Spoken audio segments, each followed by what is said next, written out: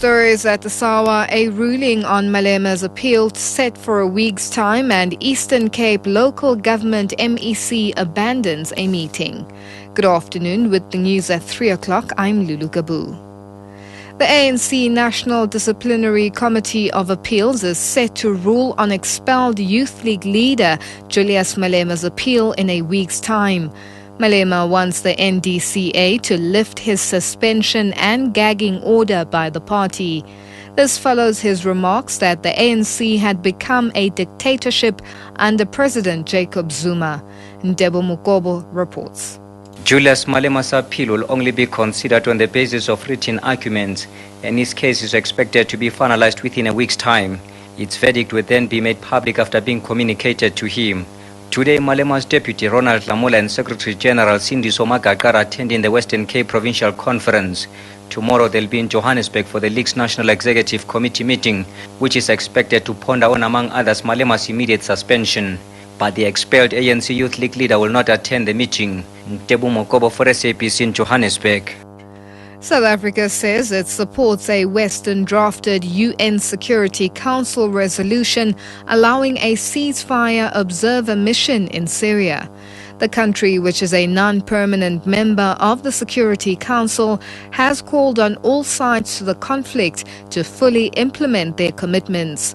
Deputy Foreign Minister Ibrahim says South Africa is fully behind UN Peace Envoy Kofi Annan's call for the urgent deployment of a peace task force in Syria.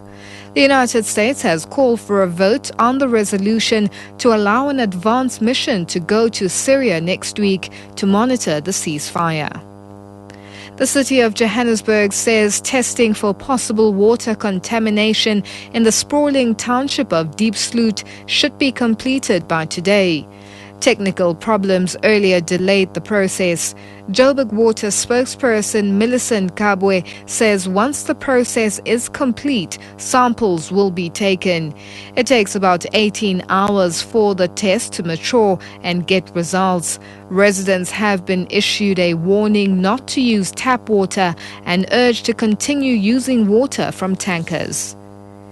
Netcare 911 spokesperson Jeff Wicks says 4 of 6 passengers have sustained serious injuries when the hot air balloon they were traveling in crashed into power lines on a wine farm in Stellenbosch.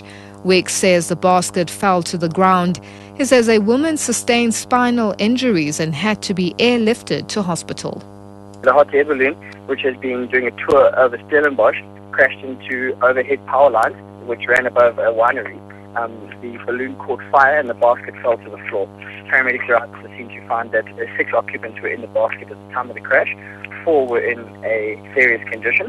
One of the injured women was airlifted by the AMS SkyMed 1 helicopter to the Stellenbosch Medical Clinic. Eastern Cape local government MEC Mlibo Qoboshiane has had to abandon a meeting with the community of Chetty in Port Elizabeth due to a security risk. An ugly confrontation between 2 rival groups, one armed with sticks, pangas and axes, had threatened to disrupt the meeting at Boysons Park Community Centre. Qoboshiane's spokesperson says the MEC is keen to return to the meeting. There's a high police presence in the area. Veronica Fourie reports. Tension is running high in the Boysons Park area, where rivalry groups are threatening to attack each other. It is believed to be politically motivated. The group from Greenfields allegedly wanted to disrupt a meeting in the community hall, where MEC for local government, Mlibo Qoboshiane, would have addressed the community. He left the area without talking to them. They were challenged by a group from Fastrap, and they were all armed with pangas, pipes, knives and sticks. A shack where food is being sold has just been destroyed. This follows the burning and stoning of 4 houses of community leaders this week. Police are present in full force and managed to have the groups dispersing peacefully. But the situation remains tense. Veronica Fourie, SABC Radio News, Boysons Park. And finally, further afield, one of the major events on the British horse racing calendar, the Grand National, will be run at Aintree in the northwest of England later today. The BBC's Andy Swiss reports. For the 70,000 punters at Aintree and millions of armchair fans worldwide, the hope will be for a safe Grand National as well as an entertaining one. After 2 horses died at last year's race, the course has slightly modified some of its fences.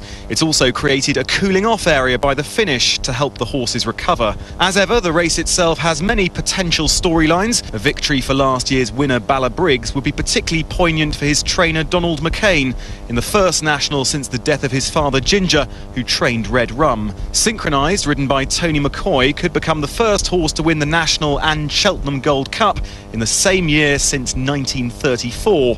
Recapping the top story, the ANC National Disciplinary Committee of Appeals is set to rule on expelled Youth League leader Julius Malema's appeal in a week's time. More news at 4 o'clock. SAFM